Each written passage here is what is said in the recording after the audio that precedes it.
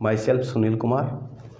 संख्या पद्धति का इसी क्रम में मैं अगला वीडियो आपके लिए लेके आ गया हूँ, जिसके अंदर अपन डिस्कस करेंगे कि किसी संख्या के अभाज्य होने का पता करना।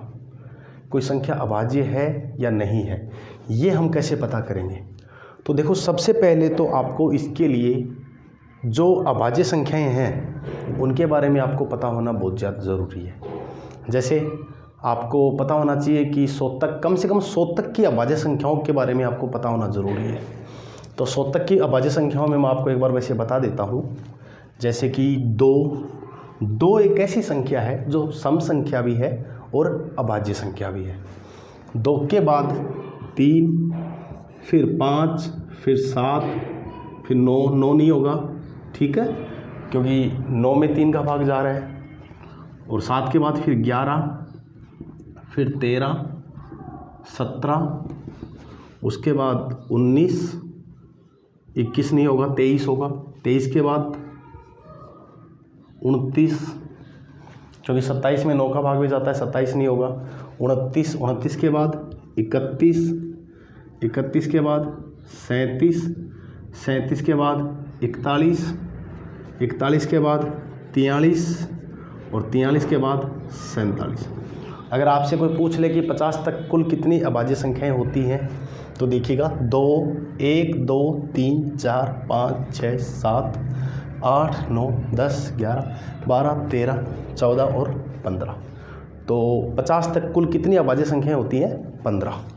अब इसके बाद देखो कुछ और संख्याएं और बता देता हूँ आपको। 100 तक तो एटलीस्ट बता ही देता हूँ। उसके बाद होती है 53, फिर 59, फिर 61, इसके बाद 67, फिर 71, फिर 73, फिर 79, फिर 83, फिर 89, फिर 91 नहीं होती है, 93 नहीं होती है, फिर 97। देखो 1, 2, 3, 4, 5, 6, 7, 8, 9 और 10, यानी 50 से 100 के बीच में 10 संख्याएं अभाज्य होती हैं। यानी कुल कितनी 100 तक कितनी अभाज्य संख्याएं होती हैं? 25। और 75 क्या होती हैं? भाज्य संख्याएं। तो एटलीस्ट 100 तक की आपको इन संख्याओं के बारे में पता होना जरूरी है, ठीक है। अब आपको कोई बड़ी संख्या दे दे कि जैसे मैं आपसे पूछ लूँ 317 अभाज्य संख्या है या नहीं है, 447 अभाज्य संख्या है या नहीं है, तो ऐसी संख्याओं का हम पता कैसे करेंगे। इसके लिए मैं एक सिंपल सा एग्जांपल आपके लिए ले लेता हूँ। देखिए, जैसे एक संख्या ले लेते हैं हम, कोई भी 3 अंकों की कोई बड़ी संख्या ले लेते हैं। ज़्यादा बड़ी संख्या अपन को देगा नहीं, फिर भी अगर ऐसा कोई क्वेश्चन आता है तो मैं आपको डिविजिबिलिटी रूल के साथ कुछ क्वेश्चंस करना बताऊंगा, जो इसके लिए मैं आपके लिए अलग से वीडियो बनाऊंगा। अभी सिर्फ हम इसमें बात करते हैं। देखिए, जैसे आपको एक संख्या दे दी जाए कि जैसे आपको कोई पूछ ले कि 229 अभाज्य संख्या है या नहीं है, 229 अभाज्य संख्या है या नहीं है। तो देखो, इसके लिए सबसे पहले आपको कम से कम 30 तक के वर्ग याद होने चाहिए। 30 तक के, अगर 25 तक के भी अगर आप वर्ग याद रखते हो तो आप 100 तक वर्ग निकाल सकते हो। 100 भी नहीं, कम से कम 125 तक की संख्याओं के वर्ग निकालना सीख सकते हो। और वैसे मैं आपको वर्ग निकालने के लिए एक अलग सी वीडियो भी बता दूंगा। अभी तो आप यहाँ पे काम ले लीजिए कि 25 तक के वर्ग हमें याद है। 1 का स्क्वायर 1, 2 का स्क्वायर 4, 3 का 9, 4 का 16, 5 का 25, 6 का 36, 7 का 49, 8 का 64, 9 का 81, 10 का 100, 11 का 121, 12 का 144, 13 का 169, 14 का 196, 15 का 225, 16 का 256, 17 का 289, 18 का 324, 19 का 361, 20 का 400, ऐसे 21 का 441, 22 का 484, 23 का 529, 24 का 576 और 25 का 625। 25 तक आपको एटलीस्ट याद होनी चाहिए। बाकी इसके आगे भी खूब सारे हैं, आपको जितने याद होते हैं बहुत ही अच्छी बात है। स्पेशली जो बैंक के एग्जाम की तैयारी कर रहे हैं उनको तो जितने वर्ग याद हों उतना ही अच्छा है, ठीक है। तो देखो, जैसे 229, तो आपको सबसे पहले क्या करना है, इस संख्या से जस्ट बड़ी एक परफेक्ट स्क्वायर नंबर पकड़नी है। मतलब जिसका वर्गमूल निकालें तो पूरा पूरा निकले, एक इंटीजर नंबर ना आए। We are not talking about decimal numbers, हमें इंटीजर नंबर मिले, पूर्णांक संख्या मिले। आपको पता है कि 15 का स्क्वायर 225 होता है, लेकिन हमें क्या मिल रहा है? 229। तो 229 से जस्ट बड़ी संख्या 256 होती है, जो पूर्ण वर्ग संख्या है। ठीक है। तो 256 आप देखना, इसे जस्ट बड़ी है 256, जिसका अंडर क्या होता है 16 का स्क्वायर क्या होता है 256। तो आपको 16 तक की सभी अभाज्य संख्याएं लिखनी है, 2, 3, 5, 7, 11, 13 और 13 के बाद 16 से छोटी इतनी ही अभाज्य संख्याएं हैं।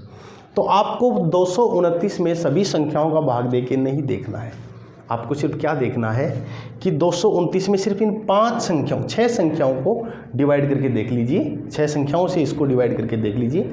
अगर ये इनसे किसी संख्या से कट रही है तब तो ये भाज्य संख्या है, अदरवाइज ये क्या है अभाज्य संख्या है, ठीक है।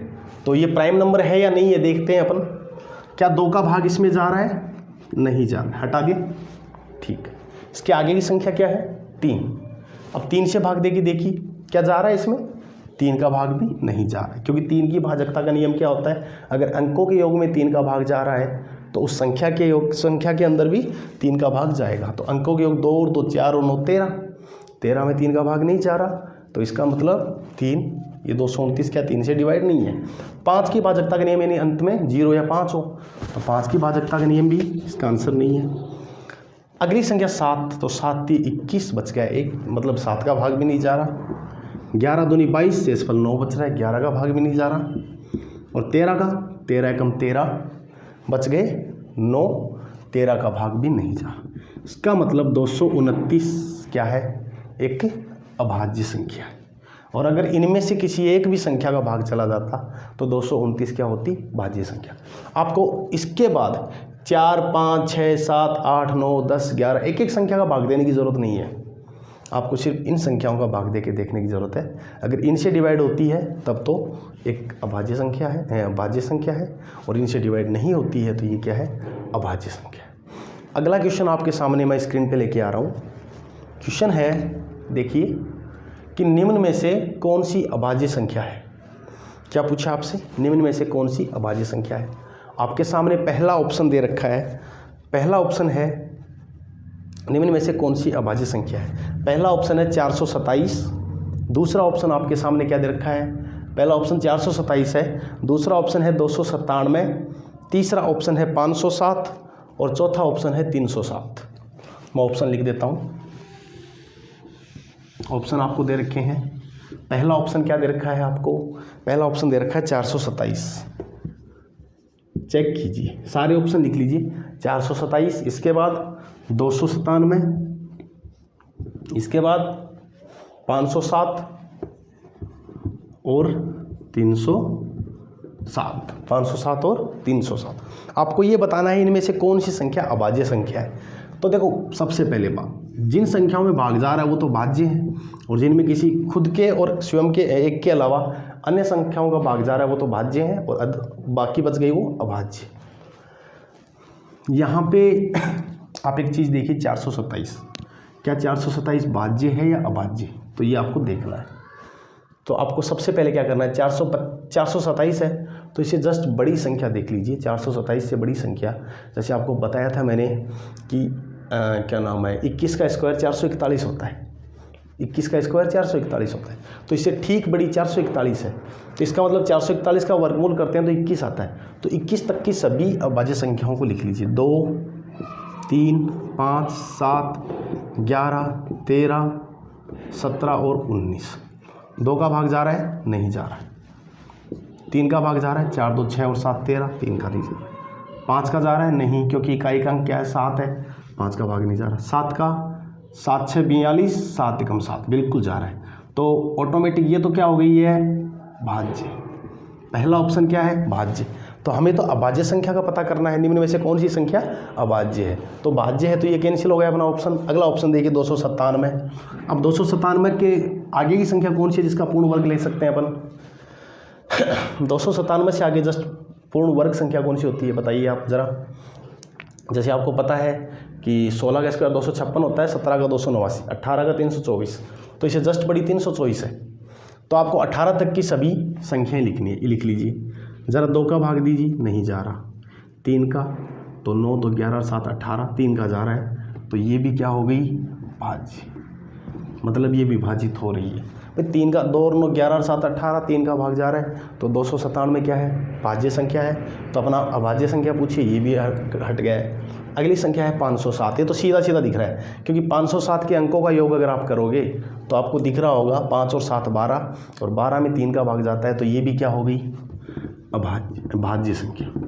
अब इसके बाद आपको समझ में आ गया है कि जो चौथा ऑप्शन है वो क्या है, अपना आंसर है। बाकी फिर भी आप चेक कर सकते हैं। 307 से जस्ट बड़ी 324 होती है। 324 का वर्गमूल होता है 18, तो 18 तक की सभी संख्याएं लिख लीजिए अभाज्य। 2 3 5 7 11 13 17। क्या 307 में 2 का भाग जा रहा है, नहीं जा रहा। 3 का 3 और 7 10 नहीं जा रहा। 5 का नहीं जा रहा। 7 चौक 28, 2 बच गए, नहीं जा रहा। 11 दूनी 22, 11 का भी नहीं जा रहा क्योंकि 8 बच रहे हैं। 11 दूनी 22, 8 87 नहीं जा रहा। 13 का 13 दूनी 26 नहीं जा रहा। 17 का 17 एकम 17 बच गए 13, आगे उतारेंगे 7, 127, तो 17 7 119, इसका भी नहीं जा रहा। यानी कि 307 क्या है, एक अभाज्य संख्या है। तो आपका आंसर कौन सा हो जाएगा, 307। ठीक है, तो इस प्रकार से हमें इसका पता चलेगा कि ये संख्या अभाज्य है या नहीं है। अगला प्रश्न आपके सामने स्क्रीन पे आ गया है, देखिएगा। अब की बार आपसे पूछा है निम्न में से कौन सी भाज्य संख्या है, अभाज्य संख्या नहीं है। भाई अभाज्य संख्या नहीं है मतलब निम्न में से कौन सी भाज्य संख्या है। अब की बार आपको ऑप्शन एक तो सीधा दे दिया, मैंने अभी थोड़ी देर पहले बताया भी था आपको 229। दूसरा ऑप्शन आपको दे रखा है 331। तीसरा ऑप्शन आपको दे रखा है 417, और चौथा ऑप्शन दे रखा है आपको 523। अब देखिए 229 अभी आपने चेक किया था, बताइए ज़रा भाज्य संख्या थी या अभाज्य, अभाज्य संख्या थी क्योंकि आपने चेक किया था, तो ये अभाज्य है। आपको पूछा है अब की बार की अभाज्य कौन सी नहीं है। 331 देखिए, तो 318 का 324, 19 361, तो 19 तक की सभी अभाज्य संख्याएं लिख लीजिए। 2 3 5 7 11 13 17, 19 को भी लिख लो। 19 को लेकिन इसमें चेक नहीं करेंगे। 2 का भाग नहीं जा रहा, 3 का 3 3 6 1 7 नहीं जा रहा। 5 का जाएगा ही नहीं क्योंकि इकाई का अंक 1 है, क्योंकि 0 और 5 होना चाहिए। 7 का 7 चौक 28 बच गए, 5 नहीं जा रहा। 11 का 11 का तो वैसे ही नहीं जा रहा, ठीक है। 13 का 13 दूनी 26 बच गए, नहीं जा रहा। 17 एकम 17 बच गए, 16 17 नहीं जा रहा। 19 का नहीं जा रहा, ठीक है। तो अब आपको क्या करना है, ये भी क्या है, अभाज्य है। अब आप 417 के लिए देख लीजिए तो इसमें 324 21 का स्क्वायर 441 होता है, तो आपको 21 से छोटी सभी अभाज्य संख्याएं लिखनी है। तो वही आ गए ऑप्शन आपके सामने, 2 से लेके 19 तक के। 2 से डिवाइड नहीं है, 3 से डिवाइड, 4 और 1 5 और 7 12 है भाई, तो ये क्या है, एक भाज्य संख्या है। तो फिर इसका मतलब ये कौन सी है, अभाज्य। आप चेक कर लीजिएगा वैसे, तो इसका मतलब 417 क्या है आपके सामने, एक भाज्य संख्या है। और आपसे पूछा भी क्या था कि निम्न में से कौन सी संख्या अभाज्य संख्या नहीं है, तो कौन सी संख्या नहीं है अभाज्य संख्या, 417। तो इस प्रकार से हमारे को एग्ज़ाम में भाज्य और अभाज्य संख्याओं के बारे में प्रश्न पूछा जाता है, जिसको अपने डिटेल से पढ़ा। इसके और भी प्रैक्टिस क्वेश्चंस आपको प्रोवाइड करा दिए जाएंगे, आप उनको देखिएगा। और अगले वीडियो में हम बात करेंगे इसी प्रकार से परिपूर्ण संख्या का पता लगाना, कि परिपूर्ण संख्या कोई संख्या है या नहीं है, इसका हम कैसे पता करेंगे। Thank you.